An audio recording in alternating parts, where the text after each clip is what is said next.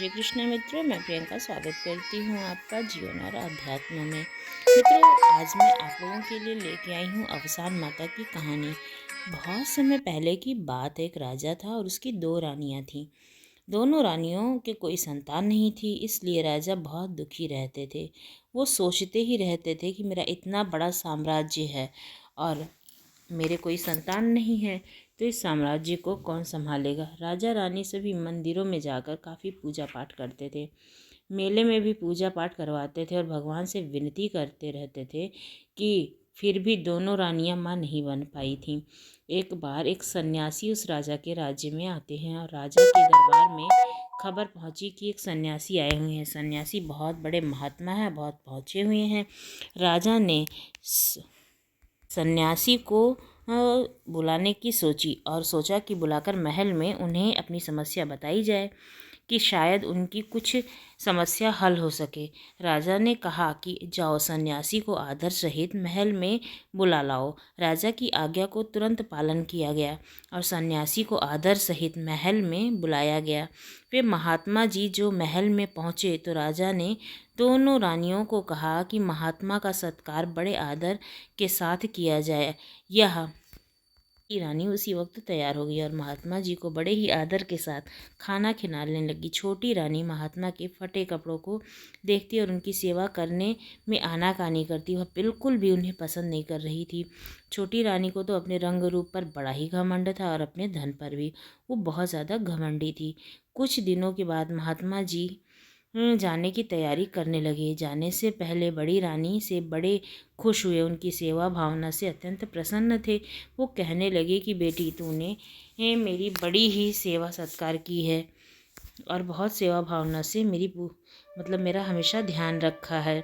मेरा आशीर्वाद है तुम्हारे साथ। बहुत जल्दी ही महल में बच्चों की किलकारी सुनाई देगी। अब बड़ी रानी तो बहुत खुश हुई थी और सचमुच कुछ दिनों के बाद बड़ी रानी गर्भवती होती हैं। यह खबर जब राजा के पास पहुंची तो राजा है सुनकर के बहुत खुश हुए और प्रजा में भी यह खबर फैल गई।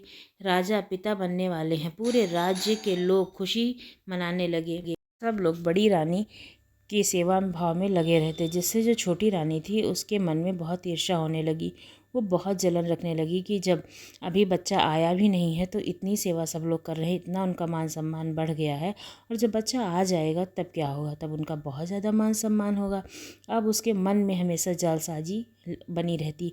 वो कुछ न कुछ अपने दिमाग में सोचती ही रहती और फिर उसने महल की दासियों को बुलाया और बुला करके उन्हें बहुत सारा सोना चांदी दिया। उसे अपने लिए प्लान में भी शामिल किया, क्योंकि दासियां भी लालची होती हैं। इतना सारा पैसा देखकर वह उसके साथ कपट करने के लिए तैयार हो गई और रानी को धन्यवाद दिया। रानी ने तो सुंदर बच्चे को जन्म दिया, एक बेटी और एक बेटा। दाहिने तुरंत बच्चों को एक गलियों में रखकर छोटी रानी के पास ले जाया गया और उनके पास बड़ी रानी के पास दो पत्थर रख दिए गए। बड़े रानी ने जब पत्थरों को देखा तो उसे बहुत हैरानी हुई कि यह कैसे हो सकता है। यह इस तरह से वो विलाप करने लगी, लेकिन उसका विलाप सुनने के लिए वहाँ कोई नहीं था, क्योंकि बड़ी रानी बहुत ही भोली थी और दिल की भी अच्छी थी। जब बच्चे हुए तो उनको रोने से पहले ही दाई ने रानी के पास से हटा दिया था। रानी थोड़ी मूर्छित थी और जब उसे होश आया तो उसने देखा कि उसके पास दो पत्थर पड़े हुए हैं। यह देखकर रानी को बहुत विलाप आ रहा था। मैंने यह कहाँ से किया, ये कैसे हुआ, बच्चे ने ही पत्थर का जन्म कैसे दिया। राजा के पास ये खबर गई और राजा को रानी ने कहा कि महारानी ने दो पत्थर को जन्म दिया है। राजा को अत्यंत गुस्सा आया। रानी को उन्होंने उसी समय महल से निकाल दिया कि भला इसने मेरी क्या इज्जत रह जाएगी।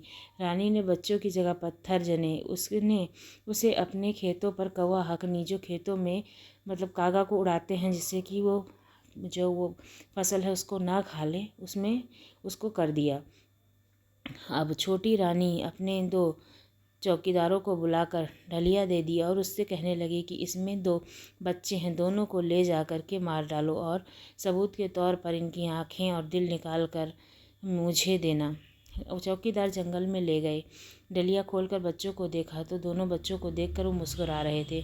उन दोनों मासूम बच्चों को देखकर सैनिकों का मन भरने लगा और वो उनको मारने के लिए तैयार नहीं हुए, दोनों बच्चों को वहीं छोड़ गए। भगवान ने उनकी रक्षा की, यह सोचकर वे दोनों सैनिक वहाँ से चले आए। एक सियार को मारा और उसकी दोनों आँखें और दिल निकाल करके छोटी रानी को दे दिया। उन्होंने कहा, जी रानी जी, काम हो गया है। उन्होंने सबूत के तौर पर वही आँखें और दिल निकाल करके दे दिया। इधर बड़ी रानी दिन भर परेशान रहती, पूजा पाठ करती, औसान माता की पूजा करती। दोनों बच्चों को एक कुंवर जो जंगल में लकड़ियाँ बीनने गया था, उसने मिट्टी खोदी तो देखा वहाँ पर 2 बच्चे थे। घड़े के लिए वो मिट्टी खोदने लगा था और दोनों बच्चों को वो ले आया और पालन पोषण करने लगा। दोनों बच्चे अब कुम्हार के साथ बहुत खुश हो गए थे और कुम्हार के कोई बच्चे भी नहीं थे, जिससे कुम्हारिन ने उन्हें सीने से लगाया और उनके सीने में दूध उतर आया। जिसको ममता होती है उसके साथ तो बच्चे पल ही जाते हैं और भगवान भी उन पर दया करते ही हैं। इस तरह से वो दोनों बच्चों को पालने लगी। मिट्टी के घड़े को पानी पिला रही थी। कुम्हार ने उन्हें देख खेलने के लिए मिट्टी के छोटे छोटे खिलौने दिए। लड़की के लिए गुड़िया बनाई और बच्चे के लिए भी खिलौना दिया। दोनों बच्चे गुड़िया को खिलाने लगे और घोड़े को तैराना चाहते थे। छोटी रानी ये देखकर हंसने लगी। मिट्टी की गुड़िया कहीं तैरती है क्या? घोड़ा कहीं पानी पीता है क्या? ये कैसे बच्चे हैं? रानी पत्थर बन सकती है तो यह पानी में नहीं तैर सकती क्या? मिट्टी का पानी क्यों नहीं पी सकती है? सुनकर रानी को बड़ा ही धक्का हुआ। उसे पता चल गया कि मानो यह दोनों ही बच्चे हैं, इसी तरह से ख़त्म करना होगा। रानी उन बच्चों को मारने के लिए फिर से साजिश रचने लगी। छोटी रानी ने बीमारी का नाटक शुरू कर दिया और राजा ने इसका इलाज करने के लिए बुलाया लोगों को और इसका फ़ायदा उठाते हुए उसने इलाज पूछा तो रानी ने बताया कि मुझे उन दोनों कुम्हार के बच्चों का कलेजा चाहिए, तभी मैं ठीक हो सकती हूँ। टकली जला दे तो ठीक हो जाती हैं, ठीक नहीं तो मैं मर जाऊंगी। राजा मरता क्या ना करता। बड़ी रानी को तो राज्य छोड़ चुका था, छोटी रानी को खोना नहीं चाहता था। राजा ने सैनिकों को तुरंत आदेश दिया कि कुम्हार के बच्चों का कलेजा ले आया जाए। सैनिक उन दोनों बच्चों का कलेजा लेने निकल पड़े। सैनिकों को आता देखकर बच्चे जंगल की ओर भाग गए। एक बार और चंपा के पेड़ में बदल गए। सैनिकों की जब प्रेम बच्चे नहीं मिले तो उन्होंने कुत्ते को मार करके उसका कलेजा निकाल लिया, राजा को सौंप दिया, क्योंकि सैनिक जानते थे कि अगर हम खाली हाथ जाएंगे तो राजा हमको सजा देंगे। बच्चे हमें कहीं मिल नहीं रहे थे तो इसलिए उन्होंने कुत्ते को मार कर उसका कलेजा निकाल लिया। रानी बहुत खुश हो गई और उसके ले करके पका करके खा लिया। अब वह बहुत खुश हुई और फूल लाने के लिए सैनिकों को कहा कि जैसे वो पूजा कर सके। जंगल में सिपाहियों ने देखा बड़े सुंदर चंपा के फूल लगे हुए हैं। चंपा और बांस का झाड़ा आसपास उगे हुए थे। सिपाही फूल तोड़ने के लिए जैसे ही नज़दीक आया, चंपा ने झट से कहा, भैया भैया, झाड़ बसानी झाड़ने का काय। चंपा चंपा ने राजा का सिपाही फूल तोड़ने आए। बांस निकला, अंदाजा बहना स्थिर, जैसे ही बसने का वैसे ही चंपा का पेड़ था ऊपर की ओर बढ़ने लगा और बढ़ते बढ़ते हुए इतना ऊपर चला गया कि सैनिकों के हाथों में नहीं आया। सैनिक बहुत दूर हो गए, आश्चर्यचकित रह गए और देखते रह गए। सैनिक दौड़ता हुआ सेनापति के पास पहुंचा और सारी बात बता दी। सेनापति को विश्वास हुआ कि यह भला कैसे हो सकता है, सैनिक झूठ बोल रहे हैं। तब वो जंगल में खुद ही जा कर के देखने लगे। चंपा और बांस के पास पहुँचे। चंपा ने कहा, भैया बात बांटने का। हाँ बहना, चंपा ने राजा का सेनापति फूल तोड़ने आए, बांटने का लग जाए। बहन, आकाश में चंपा झाड़ बढ़ते बढ़ते और भी ऊंचे तक पहुंचने लगी। सेनापति को बहुत डर लगने लगा। दौड़ते दौड़ते वह मंत्री के पास पहुंचा। मंत्री चल पड़े जी अब जंगल के फूल देखने के लिए। चंपा ऊपर से दूर तक दिखाई दे रही थी। उसे दूर से देख लिया मंत्री जी ने आ रही। हंसी बोली, भैया बास भैया बोला क्या? वन चंपा राजा के मंदिर फूल तोड़ने आए। उसका भैया बोला, जा ऊपर आकाश की तरफ में। मंत्री जी जैसे ही पेड़ पर पहुँचे ऊपर, उससे भी ऊपर उठ पहुँच गया। मंत्री जी सीधे पहुँचे राजा के दरबार में। राजा से कहा, राजा ने कहा, जी मंत्री जी इतना क्यों घबरा रहे हो? मंत्री जी ने कहा, इसी वक्त मेरे साथ चलिए महाराज, आपके जंगल में एक पेड़ है चंपा का जो बहुत ऊंचा उठ गया है करके छोटी रानी के पास वही सैनिक पहुँचे जिन्होंने उन पेड़ों को जन्म दिया था। फूलों की तलाश में निकल पड़े। बड़ी रानी को अपने पूजा के लिए फूलों की ज़रूरत थी। छोटी रानी के महल के पास में जो बड़ी रानी गुजर रही थी तो छोटी रानी और 2 सिपाहियों की बातें सुनी। राजा और छोटी रानी जब जाने लगे, उनकी सवारी के पीछे पीछे रानी पैदल चल दी। बहुत ही व्याकुल हुई जा रही थी। चंपा के झाड़ के ऊपर से सब कुछ दिखाई दे रहा था। जैसे ही आसपास पहुँचे, चंपा कहने लगी, भैया, माँ सारिका, माँ बहन हवन। चंपा बोली, छोटी बहन के संग राजा फूल तोड़ने आए, बस कहने लग जाए, चंपा कटते झाड़ ऊंचा हो जाए। राजा दोनों पैरों के पास पहुंचकर पूछने लगे कि तुम दोनों भाई बहन कैसे चंपा और बांस बने।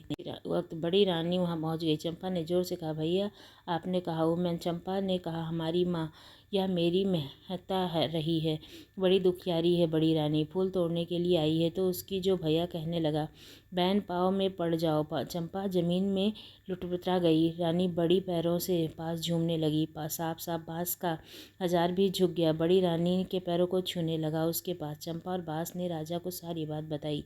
राजा ने उसी वक्त छोटी रानी को बंदी बनाने के लिए कहा और अंधेरी कोठरी में डाल दिया और बड़ी रानी ने माफ़ी मांगने लगे। बड़ी रानी ने बड़े दुख से चंपा और बांस को देखने लगी।